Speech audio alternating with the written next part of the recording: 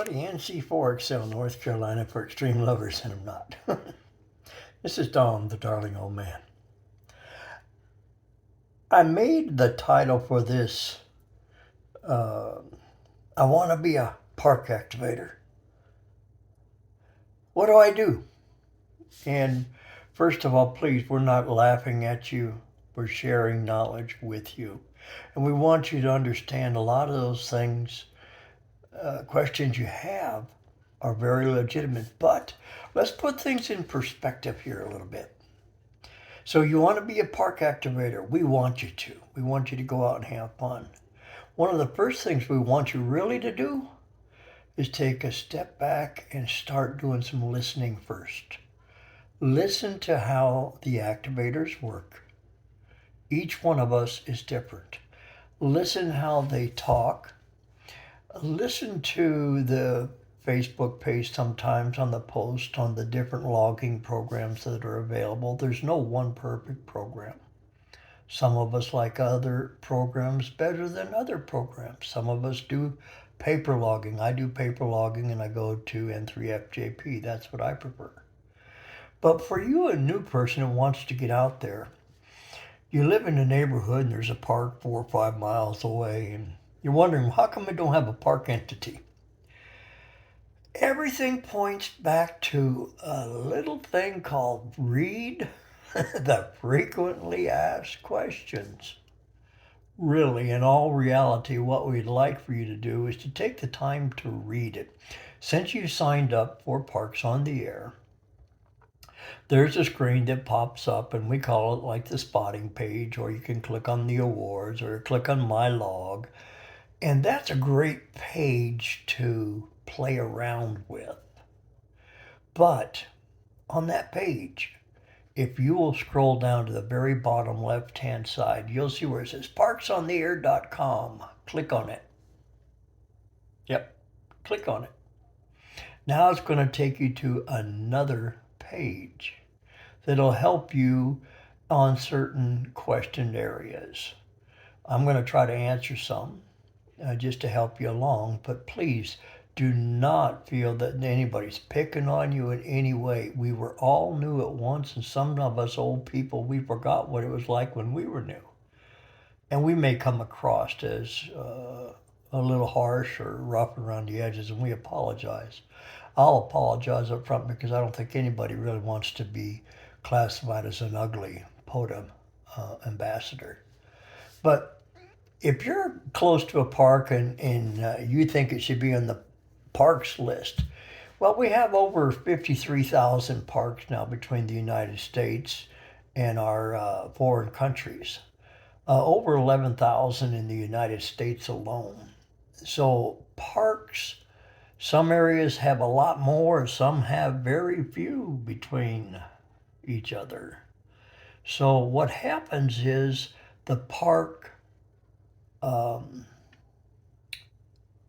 ambassadors, folks that do the park representatives, they're the ones, if you send it to your like 5 land, 4 land, 3 land, whatever, on that page I sent you to parksontheair.com, there's a whole bunch of information. And seriously, let's not buy a brand new radio and hook up the positive and the negative and throw an antenna on and get on the air and not know how to operate the radio. It's pretty much the same thing here. All of us, we get in a hurry. And I really like for you to take a deep breath and roll back a little bit and let me listen to how the activators do it.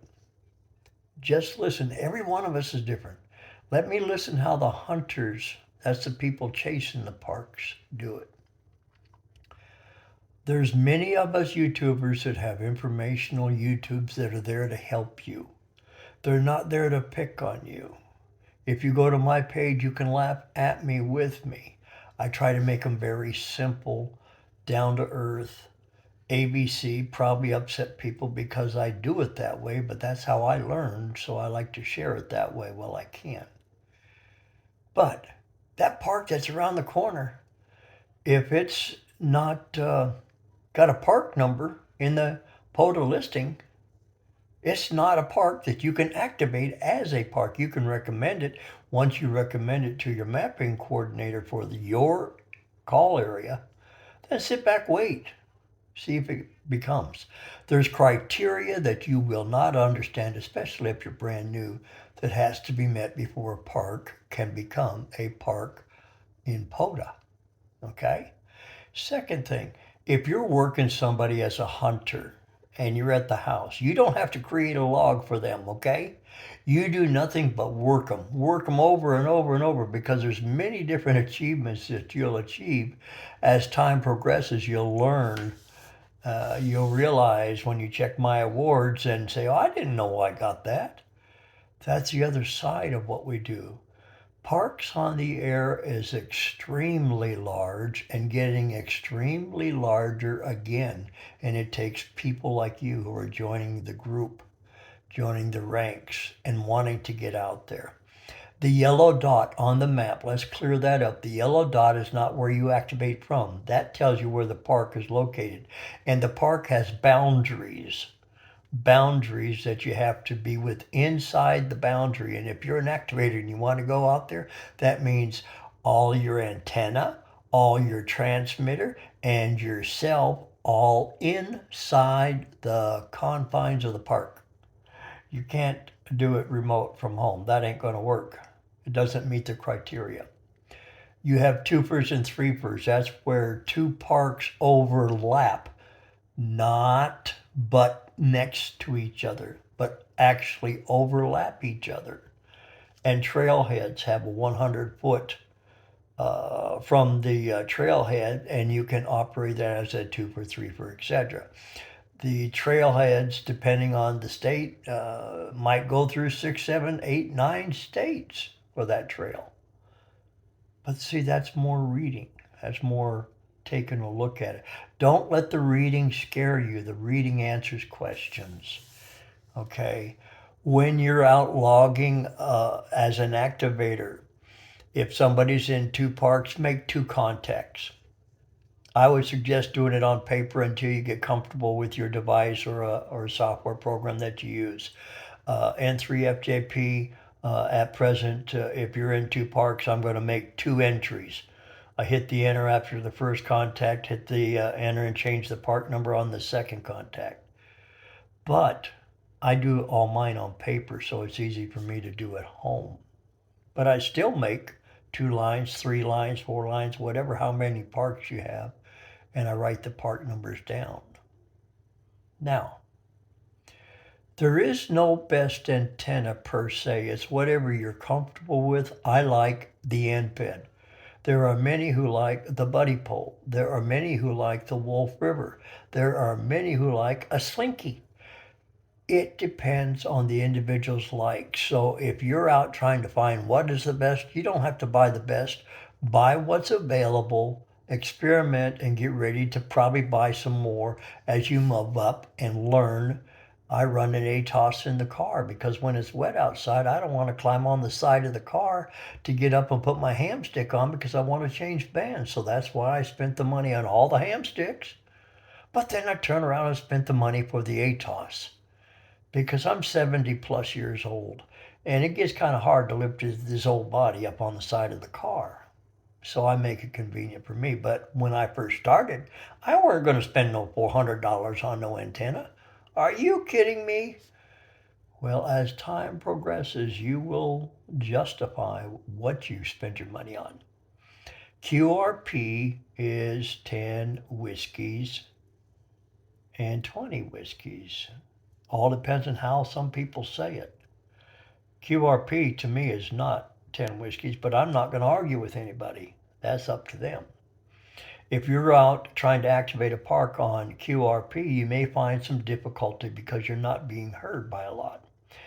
But if band propagation's all wired up, guess what? You talk around the world. You really will. So don't let that be a deterrent. Many folks go to a smaller type radio because it's lighter to carry in when they do hike-ins and things like this. That's what their desires are. I run a QRO radio 100 watts. I run it at 80 watts. That's me. You run what you want. I run the biano battery. It's a 15 amp hour battery. I got two. Two is one is none. To me means if I run one battery out, at least I got one more to still continue. Not everybody can do that. Not everybody has to do that. See, the whole thing is you, if you want to be an activator, do you. You choose the radio you want, the antenna you want, the battery you want. Yes, you can ask questions, but one question over 100 people is going to get you 100 different answers. So a lot of times on Facebook, it may like, God, I didn't mean to get slammed. And people don't mean to be rude. Some of us just naturally come across that way unintentionally, but we're shorter in a group of words to explain things to people. If you still want to be an activator after this crazy video, and I'll probably lose some more of my YouTube people because of it, see if you can invite yourself out to a local club member that may be an activator or somebody in your town, somebody you talk with on 75 meters or so forth, and see if they'll allow you to tag along. Now, if you have a technician class license and you want to get on the air, you're limited on your band activities. If you're working with me out there in the field, you have to use my call sign in my part of the band because you're a technician. If we go to the technician part of the band, you can use your call sign. Understand that. That's the privileges of your license. So you can't get around it to have fun and be involved in heavy POTA activity because you got to follow by the guidelines of FCC inside of your class of license. So sometimes people will say, well, just sort of upgrade to general. It's more difficult than some people realize. Some people are blessed. I'm in advanced class. Right now, I've already tried to go to the extra. Myself, and I failed first time around. I says, I'll go back and get it when I got time.